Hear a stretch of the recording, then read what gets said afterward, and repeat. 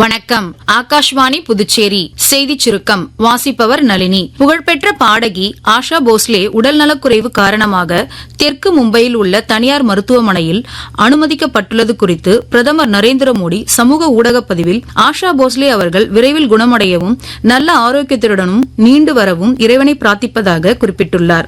பெட்ரோலிய அமைச்சகம் வெளியிட்டுள்ள செய்திக்குறிப்பில் சமையல் எரிவாயு சிலிண்டர்களின் பதுக்கல் மற்றும் கள்ளச்சந்தை விற்பனையை தடுப்பதற்கு உறுதியான நடவடிக்கைகள் மேற்கொள்ளப்பட்டு வருவதாக தெரிவிக்கப்பட்டுள்ளது. மேலும் வீட்டு உபயோகத்திற்கான சமையல் எரிவாயு சிலிண்டர்கள் தடையின்றி விநியோகிக்கப்பட்டு வருவதாக மத்திய அரசு தெரிவித்துள்ளது. மத்திய பிரதேச மாநிலம் குனோ தேசிய பூங்காவில் காமினி KGP 12 என்ற பெண் சிறுத்தை 4 குட்டிகளை ஈன்றுள்ளது.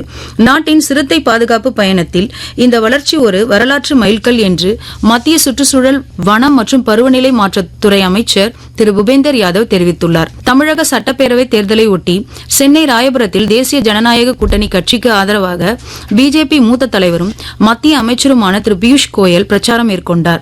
புதுக்கோட்டையில் திமுக தலைவரும் தமிழக முதலமைச்சருமான திரு மு.க. ஸ்டாலின் கூட்டணி கட்சி வேட்பாளர்களுக்கு ஆதரவாக வாக்கு சேகரிப்பில் ஈடுபட்டார்.